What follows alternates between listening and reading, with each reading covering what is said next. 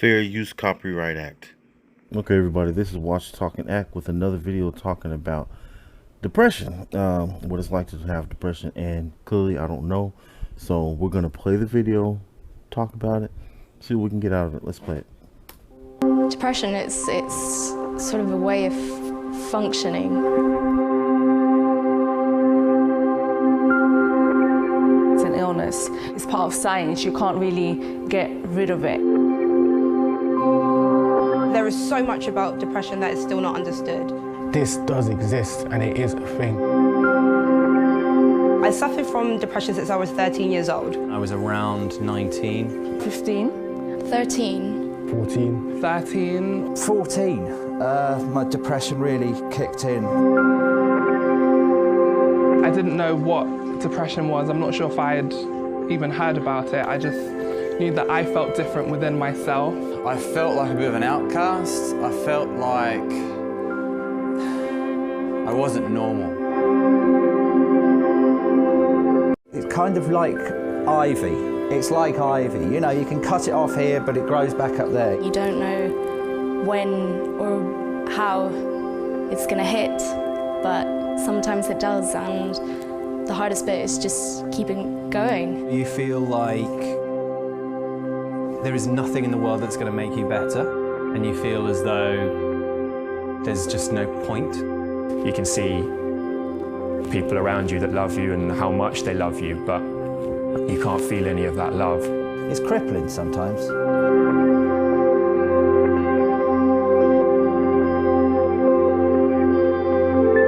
For a lot of people, there is still a stigma. I think the misconceptions about it is that it affects everyone in the same way. Not only is it a stigma in the non-Muslim community, but it's also a huge stigma in the Muslim community. In my community, if you have a mental health issue, it's just not normal. You know, in the African and Caribbean cultures, you just have to kind of get on with life.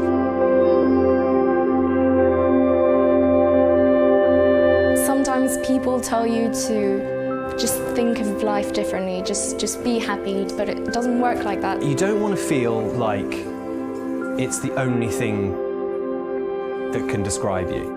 I'd be really, really upset if people start to stroke my hair and go, oh no, poor you, you know. Whereas if they took me out and called me an idiot, I'd be the happiest man on earth. We just want people to listen to us and not really judge us. Sometimes just being in the same room as friends and loved ones has been enough to help me a little bit. Be there, offer emotional guidance and support. To have someone just say, I'm here if you need anything, that for me made all the difference. I wouldn't be who I am without depression, and I love the person I am.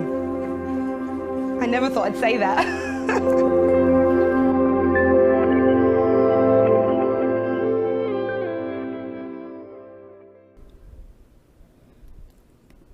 I'm gonna be totally honest, guys. I don't understand depression.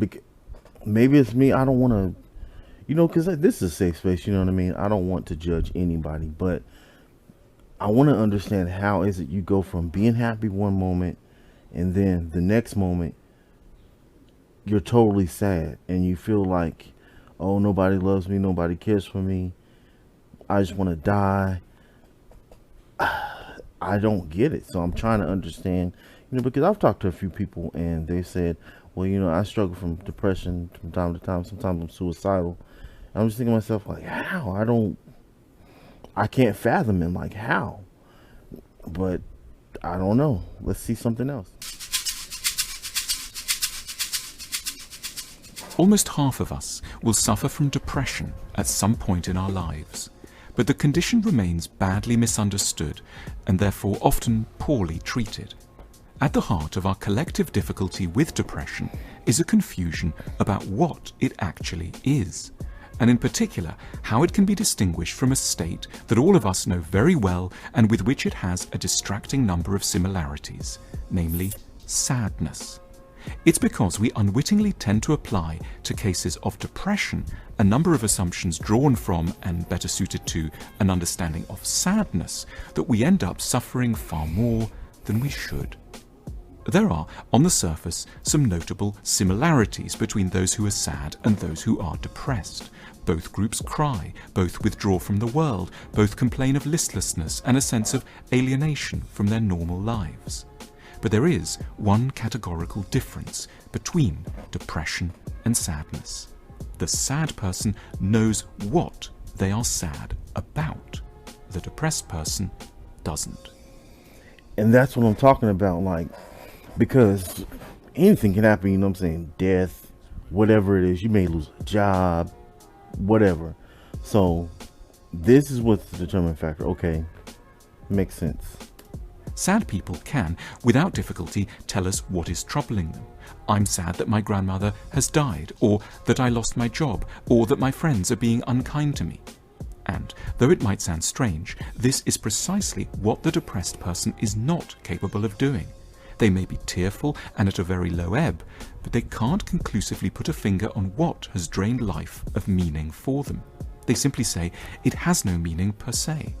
They aren't depressed about X or Y, as one might be sad about X or Y. They are, first and foremost, simply depressed. The inability of the depressed person to account concretely for their mood can lay them open to unwarranted charges of faking, malingering, or exaggerating. Friends who begin in a well-meaning search for a soluble problem can end up frustrated by the lack of progress. When pushed, the depressed person may latch on to rather odd or minor-sounding issues to account for their state. They might complain that there's no point going to work because the Earth is due to be absorbed by the Sun in 7.5 billion years. Or they might insist that life lacks all meaning because they've just dropped a glass on the floor and everything is now completely hopeless. At this stage, one can hear it said that if depression doesn't have any sensible psychological causes, the problem must be bound up with some kind of imbalance in brain chemistry, which it would be kinder and more effective to treat with pills. An idea of great appeal to the pharmaceutical industry first and foremost. And that's one of the main problems right there.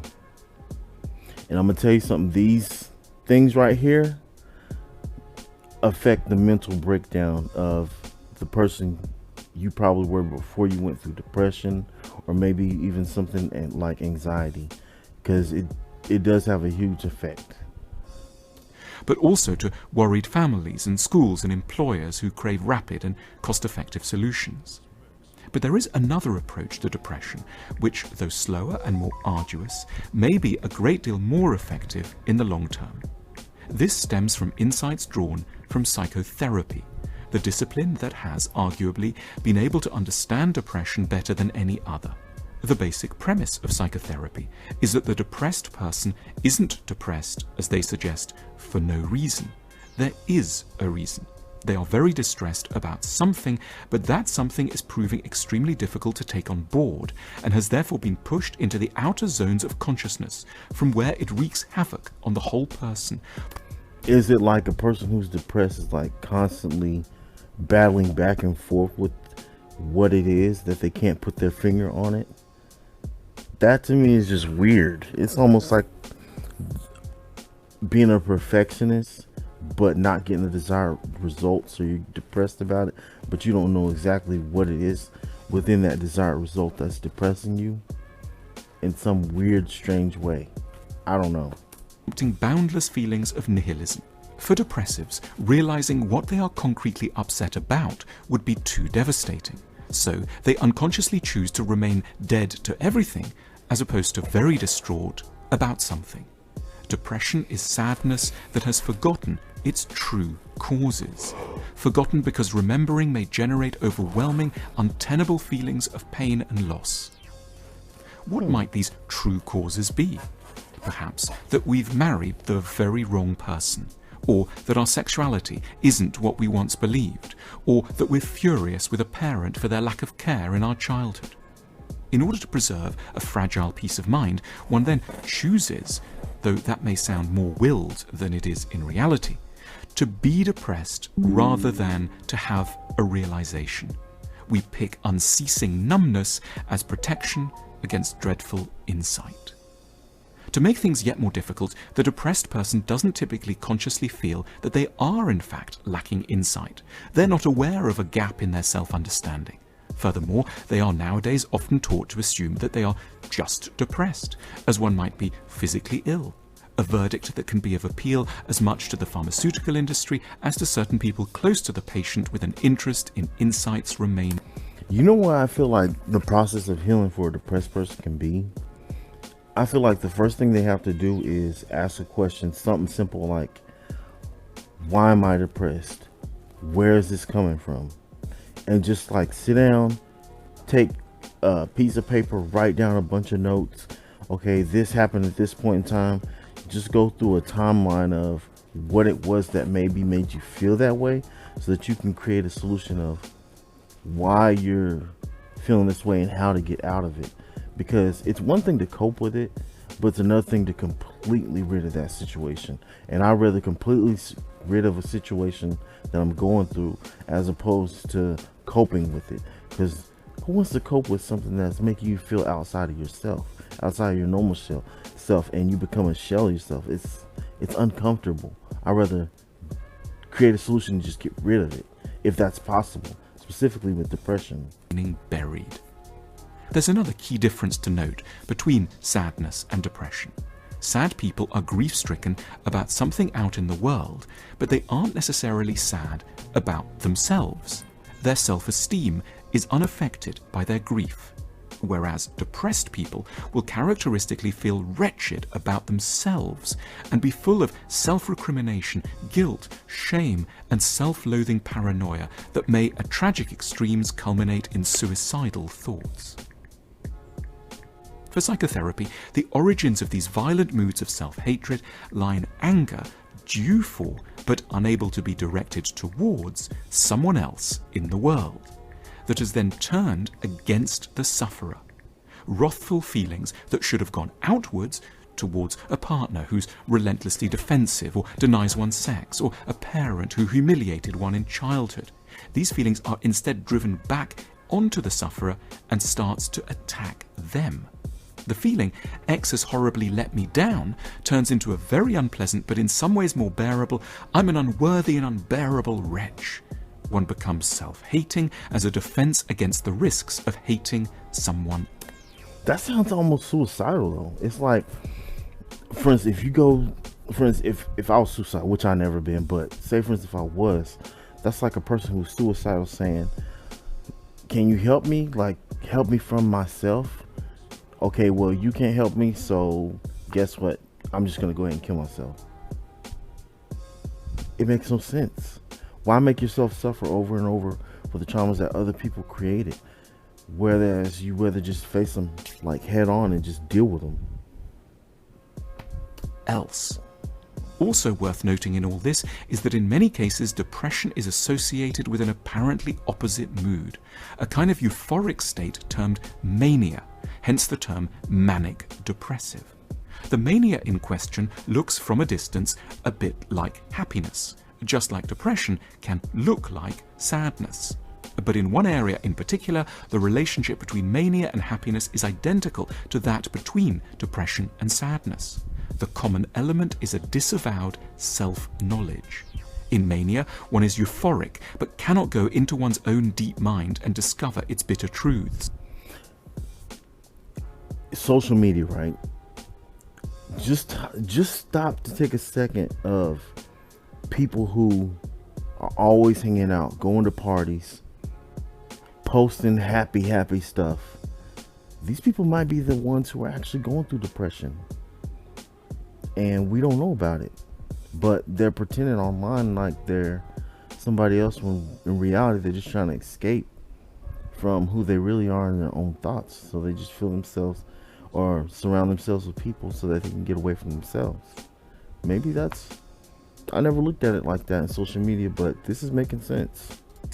Which explains one of the leading characteristics of manic people, their habit of being in flight from themselves, talking too much about nothing, over-exercising, drinking, working continuously, or spending too much, all as an escape from a submerged grief, rage, or loss. It is from this kind of diagnosis that a suggested cure emerges. What people in depression need above all is a chance to arrive at insight. For this, they will tend to need a hugely supportive and patient listener. They may also, used appropriately, benefit from temporary use of medication to lift their mood just enough so that they can endure a conversation. And, you know, I don't want to come down on people, you know, but I just want to say this real quick. I never watched this video. This is my first time watching it. So when that part came out, it only confirmed what I was thinking, which is not surprising. So yeah. But the assumption isn't that brain chemistry is where the problem either begins or ends. The despair is caused by an undigested, unknown, and unresolved trauma. Also, far from needing to be taken through reasons to trust that life is beautiful, depressives must be allowed to feel and to remember specific damage, and to be granted a fundamental sense of the legitimacy of their emotions. They need to be allowed to be angry and for the anger to settle on the right, awkward target. How many times have we seen that in a relationship? How many times have we seen that in a relationship? I can't count the endless times where I had to, even though the person wasn't a depressed person, it's like sometimes in arguments, right? You have to let people have whatever it is that they need to get out, even if it feels like they're taking it out on you. Sometimes they just need to vent. And so sometimes they will take it out on you, but there's times in your mind you have to go, you know what, if I don't do this, this person will go off into a whole different mind state and blow up to where it maybe become physical. So you have to let them get whatever it is out off their chest and just listen, you know, before it turns into a rage craziness. The goal in treating depression is to move a sufferer from feeling limitlessly despairing to mourning the loss of something in particular. The last 20 years, a marriage, a hope one would be loved by one's father, a career. However agonizing the insight and mourning might be, these must always be preferable to allowing loss to contaminate the totality of one's perspective. There are plenty of dreadful things in every life, which is why it's wholly normal to feel sad on a regular basis. But there are also always a sufficient number of things that remain beautiful and hopeful, so long as one's been allowed to understand and know one's pain and anger, and adequately mourn one's losses. Our Know Yourself cards can help us to better understand the deepest, most elusive aspects of ourselves. Follow the link now to learn more. And you guys, if you want to watch this video, then just straight up without my commentary, I'll post the links specifically for the first video as well, so that you guys can grasp whatever it is, the School of Life, which sounds like a great channel. How many subscribers do these people have? Wow, 7 million subscribers, man. I'm telling you guys, mental health is, oh my God. Mental health is, yeah, it's not a joke. So I can understand why so many people subscribe to it, because you gotta, at the end of the day, you have to have your mental, and there's so many things to it, so many subcategories of what goes on with people mentally. And you just get in these relationships, you form friendships, you form marriages.